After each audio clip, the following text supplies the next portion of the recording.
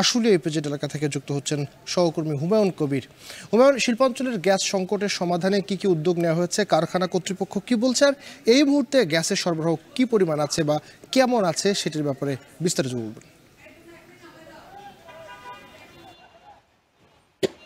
আবির, আপনি নিশ্চয়ই জানেন কিছুক্ষণ আগে কিন্তু এখানে মাননীয় উপদেষ্টা তিনি কিন্তু শিল্পাঞ্চল, সাভার, আশুলিয়া এবং পার্শ্ববর্তী গাজীপুরও কিন্তু ভিজিট করেছেন। বিশেষ করে গ্যাস সংকট এবং বিদ্যুৎ সংকটের যে একটি বিষয় রয়েছে শিল্প কলকারখানাগুলিতে, সেগুলো নিরসনে কিভাবে কাজ করা যায় সেগুলো কিন্তু তিনি পরিদর্শনে এসেছেন এবং সরেজমিনে ঘুরে কিন্তু তিনি সাংবাদিকদের জানিয়েছেন গ্যাস সংকটের যে অস্তিত্ব সেটি তিনি নিশ্চিত হয়েছেন এবং গ্যাস সংকট নিরসনে ইতিমধ্যে 4টি এলএনজি কিন্তু আমদানি করা হয়েছে এবং ইতিমধ্যে আজ থেকেই সেই এলএনজি গুলো থেকে তিতাসের যে মূল গ্রিডে গ্যাস সরবরাহ কিন্তু করা হয়েছে এবং আজকের মধ্যেই কিন্তু তিতাসের যে মূল লাইনে গ্যাসের চাপ সেটি বৃদ্ধি হবে। ফলে কিন্তু শিল্পাঞ্চলে গ্যাস সরবরাহের যে একটি সমস্যা সংকট রয়েছে সেটির সমাধান কিন্তু হবে, এমনটি কিন্তু মাননীয় উপদেষ্টা বলেছেন।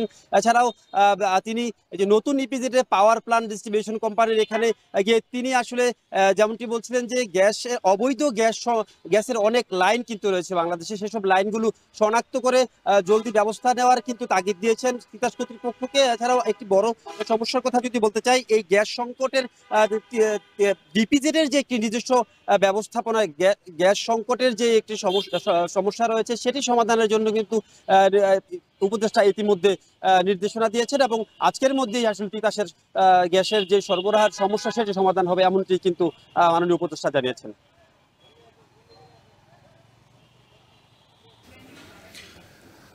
আমরা দেখছিলাম যে সাভার থেকে হুমায়ুন জানাচ্ছিলেন সেখানকার গ্যাস সরবরাহের পরিস্থিতি। সবশেষ খবর। বৈরী আবহাওয়ায়